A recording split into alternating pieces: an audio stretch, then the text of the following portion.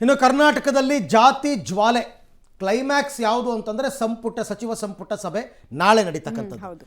But ನನ್ನ ಪ್ರಕಾರ ಏನೂ ಡಿಸಿಷನ್ ತಗೊಳ್ಳಲ್ಲ ನಾಳೆಗೆ. ನೋಡ್ತಾ ಇರಿ, ಬೊಬ್ಬ ಅಂದರೆ ಒಂದು ಸಂಪುಟ ಉಪಸಮಿತಿಯನ್ನು ರಚನೆ ಮಾಡ್ಬೋದು. ಬಟ್ ಕರ್ನಾಟಕದಲ್ಲಿ ಜಾತಿ ಜ್ವಾಲೆ ಜೋರಾಗಿದೆ. ಕ್ಯಾಬಿನೆಟ್ನ ಕ್ಲೈಮ್ಯಾಕ್ಸ್ ಏನಾಗುತ್ತೆ ಗೊತ್ತಿಲ್ಲ.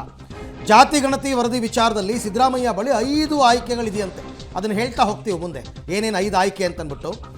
ಆಯಾ ಸಮುದಾಯದ ಸಚಿವರ ಅಭಿಪ್ರಾಯವನ್ನು ಆಲಿಸಿ ಟಾಸ್ಕನ್ನು ಮುಂದಿಡ್ತಾರಾ ಅಂತ.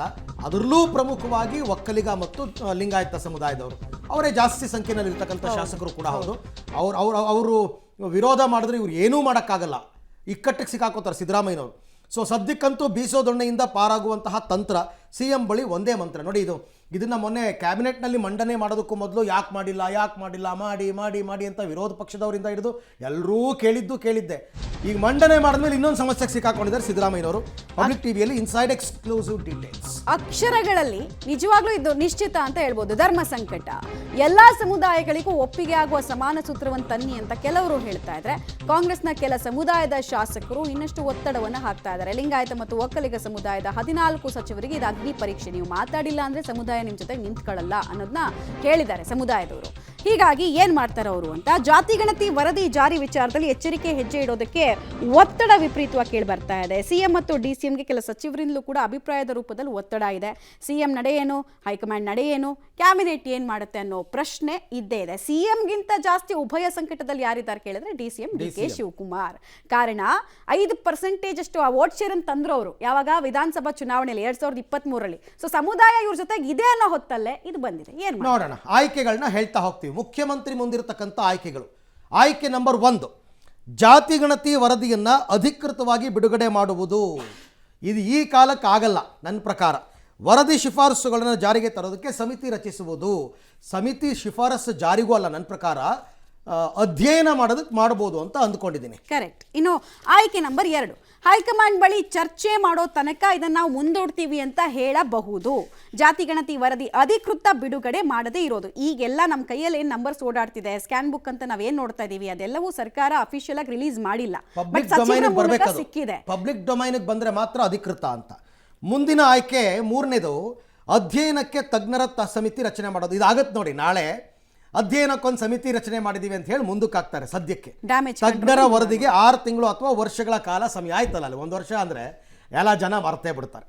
ಇನ್ನು ಆಯ್ಕೆ ನಂಬರ್ 4, ಸಚಿವ ಸಂಪುಟ ಉಪಸಮಿತಿ ರಚನೆ ಮಾಡೋದು. ಇದು ಸುಲಭಕ್ಕಿಲ್ಲ.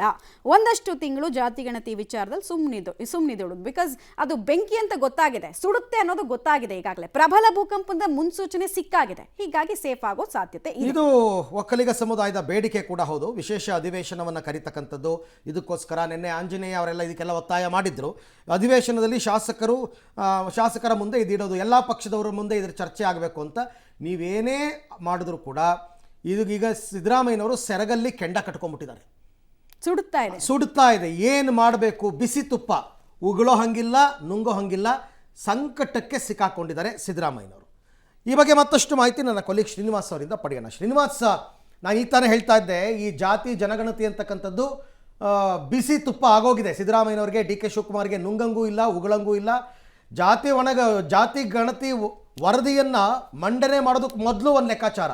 ಈಗಾಗಲೇ ಅದನ್ನು ಮಂಡನೆ ಮಾಡಿಬಿಟ್ಟಿದ್ದಾರೆ ಸಚಿವ ಸಂಪುಟ ಸಭೆಯಲ್ಲಿ. ಹಾಗಾಗಿ ನಾಳೆ ಏನಾದರೂ ಕ್ಲೈಮ್ಯಾಕ್ಸ್ ಆಗುತ್ತಾ ಅಥವಾ ಇನ್ನೊಂದಷ್ಟು ಕಾಲವನ್ನು ಮುಂದೂಡುವ ತಂತ್ರಗಾರಿಕೆ ಏನಾದರೂ ಇದೆಯಾ? ಏನು ನಿರೀಕ್ಷೆ ಇಟ್ಕೋಬಹುದು ನಾಳಿನ ಸಚಿವ ಸಂಪುಟ ಸಭೆ ಬಗ್ಗೆ? ಅರವಿಂದ್, ಮೊನ್ನೆ ನಡೆದಂತಹ ಕ್ಯಾಬಿನೆಟ್ನಲ್ಲಿ ಈ ಒಂದು ವರದಿಯನ್ನ ಟೇಬಲ್ ಮಾಡಿದ್ದಾರೆ. ಆದರೆ ಈಗಿರುವಂತಹ ಪ್ರಶ್ನೆ, ಈ ಒಂದು ವರದಿಗೆ ಸರ್ಕಾರದ ಭಾಗವಾಗಿರುವಂತಹ ಸಚಿವರಲ್ಲಿ ಎಸ್ಪೆಷಲಿ DCM DK ಶಿವಕುಮಾರ್ ಸೇರಿದಂತೆ ಒಕ್ಕಲಿಗ ಮತ್ತೆ ಲಿಂಗಾಯತ ಸಚಿವರ ದೊಡ್ಡ ಮಟ್ಟದ ವಿರೋಧ ಇದೆ. ಯಾಕೆಂತಂದ್ರೆ ಎರಡೂ ಸಮುದಾಯಗಳು ಕೂಡ ದೊಡ್ಡ ಮಟ್ಟದಲ್ಲಿ ವಿರೋಧ ಮಾಡ್ತಿರುವಂತದ್ದು. ನಮ್ಮ ಸಮುದಾಯವನ್ನ ಕಡಿಮೆ ತೋರಿಸಲಾಗಿದೆ, ವಿಭಾಗ ಮಾಡಿ ತೋರಿಸಲಾಗಿದೆ ಅನ್ನುವಂಥದ್ದು. ಹೀಗಾಗಿ ಸಹಜವಾಗಿ ಸರ್ಕಾರಕ್ಕೆ ಇದು ಒಂದು ರೀತಿ ಇಕ್ಕಟ್ಟಿಗೆ ಸಿಲುಕಿಸುವಂತ ಪ್ರಯತ್ನ. ಹಾಗಾಗಿ ಸಿದ್ದರಾಮಯ್ಯನವರಿಗೆ ನೀವು ಹೇಳಿದಾಗೆ ಗಣತಿ ರಿಲೀಸ್ ಆಗೋಕ್ಕಿಂತ ಮುಂಚೆ ಬಿಡುಗಡೆ ಮಾಡಿ ಅನ್ನುವಂತ ಒತ್ತಡಗಳು ಬಂದಿತ್ತು. ಈಗ ಬಿಡುಗಡೆ ಮಾಡಿದ್ಮೇಲೆ ಇದನ್ನ ಯಾವ ರೀತಿಯಾಗಿ ಟ್ಯಾಕಲ್ ಮಾಡಬೇಕು ಅನ್ನುವಂತ ಸಂಕಷ್ಟದಲ್ಲಿ ಸಹಜವಾಗಿ CM ಅವರಿದ್ದಾರೆ. ಹೀಗಾಗಿ ನಾಳೆ ಏನು ವಿಶೇಷ ಕ್ಯಾಬಿನೆಟ್ ಸಭೆ ಇದೆ, ಬಹುಶಃ ಯಾವುದೇ ನಿರ್ಧಾರವನ್ನ ತೆಗೆದುಕೊಳ್ಳೋದಿಲ್ಲ ಕ್ಯಾಬಿನೆಟ್ ನಲ್ಲಿ ಅಂತ ಹೇಳಲಾಗ್ತಿದೆ. ಆದ್ರೂ ಕೂಡ ನಾವು ಈಗಾಗಲೇ ತೋರಿಸಿದ್ವಿ ಒಂದು 4-5 ಆಯ್ಕೆಗಳು ಸಿಎಂ ಅವರ ಮುಂದೆ ಇರುವಂತದ್ದು. ಒಂದ್ ವೇಳೆ ನಾಳೆ ಕ್ಯಾಬಿನೆಟ್ ಸಭೆಯಲ್ಲಿ ಸಚಿವರು ಇದಕ್ಕೆ ಪ್ರಬಲ ವಿರೋಧ ಮಾಡಿದ್ರೆ ಸಚಿವ ಸಂಪುಟ ಉಪಸಮಿತಿಯನ್ನ ರಚನೆ ಮಾಡಬಹುದು ಅಥವಾ ತಜ್ಞರ ಸಮಿತಿಯನ್ನ ಅಧ್ಯಯನಕ್ಕೆ ನೇಮಕ ಮಾಡಬಹುದು ಅನ್ನುವಂತಹ ಮಾಹಿತಿಗಳು ಕೂಡ ಈಗ ಲಭ್ಯವಾಗ್ತಿರುವಂತದ್ದು. ಅಂತಿಮವಾಗಿ ನಾಳೆಯ ಸಭೆಯಲ್ಲಿ ಯಾವ ನಿರ್ಧಾರಗಳಾಗ್ತವೆ ಅನ್ನುವಂಥದ್ದು. ನೀವು ಹೇಳಿದಾಗೆ ಅರವಿಂದ್, ಈ ಒಂದು ಜಾತಿ ಗಣತಿಯನ್ನ ಏಕಾಏಕಿ ಅಂಗೀಕಾರ ಮಾಡುವಂತ ಪರಿಸ್ಥಿತಿಯಲ್ಲಿ ಸರ್ಕಾರ ಸದ್ಯಕ್ಕೆ ಇಲ್ಲ. ಹಾಗಾಗಿ ಇದನ್ನ ಸ್ವಲ್ಪ ದಿನದ ಮಟ್ಟಿಗೆ ಮುಂದಕ್ಕೆ ತಳ್ಳುವಂತ ಪ್ರಯತ್ನಗಳನ್ನ ಸರ್ಕಾರ ಮಾಡಬಹುದು. ಅದರ ಭಾಗವಾಗಿನೇ ಸಚಿವ ಸಂಪುಟ ಉಪಸಮಿತಿಯನ್ನ ರಚನೆ ಮಾಡಬಹುದು ಅಥವಾ ತಜ್ಞರ ಸಮಿತಿಯನ್ನ ರಚನೆ ಮಾಡಿ ವರದಿಯ ಅಧ್ಯಯನಕ್ಕೆ ಒಂದಿಷ್ಟು ಸಮಯವನ್ನ ಮುಂದೆ ತಳ್ಳುವಂತ ಸಾಧ್ಯತೆ ಇದೆ. ಹೀಗಾಗಿ ನಾಳೆಯ ಕ್ಯಾಬಿನೆಟ್ ಅತ್ಯಂತ ಮಹತ್ವವನ್ನ ಪಡ್ಕೊಂಡಿದೆ ಅಂತ ಹೇಳಬಹುದು. ರೈಟ್ ಶ್ರೀನಿವಾಸ್, ಥ್ಯಾಂಕ್ ಯು ತಮ್ಮ ಎಲ್ಲ ಮಾಹಿತಿಗಾಗಿ. ಜಾತಿ ಅಂತಕ್ಕಂಥ ವಿಚಾರಣೆ ಒಂದು ಜೇನುಗೂಡು. ಸಿದ್ದರಾಮಯ್ಯನವರು ಜೇನುಗೂಡು ಕೈ ಹಾಕ್ಬಿಟ್ಟಿದ್ದಾರೆ. ಅಲ್ಲ ಅಂತ ಇಂದಿರಾ ಗಾಂಧಿ ಅವರೇ ಕೈ ಹಾಕ್ಲಿಲ್ಲ, ಅವರೇ ಕೆಂಪುಕೋಟೆ ಮೇಲೆ ನಿಂತ್ಕೊಂಡು ಹೇಳಿದ್ರು ನಾವು ಅದನ್ನೆಲ್ಲ ಮಾಡೋಕ್ಕಾಗಲ್ಲ ಅಂತ. ಬಟ್ ಈಗ ಆಗಿದೆ. ಇಲ್ಲೇ ಹಿಂಗಾದ್ರೆ ದೇಶಾದ್ಯಂತ ಮಾಡ್ತೀವಿ ಅಂತ ಹೊರಟಿದಾರಲ್ಲ ರಾಹುಲ್ ಗಾಂಧಿ ಅವರು, ಆಗೇನಾಗಬಹುದು ಅಂತಕ್ಕಂಥದ್ದನ್ನ ಯೋಚನೆ ಮಾಡಿ.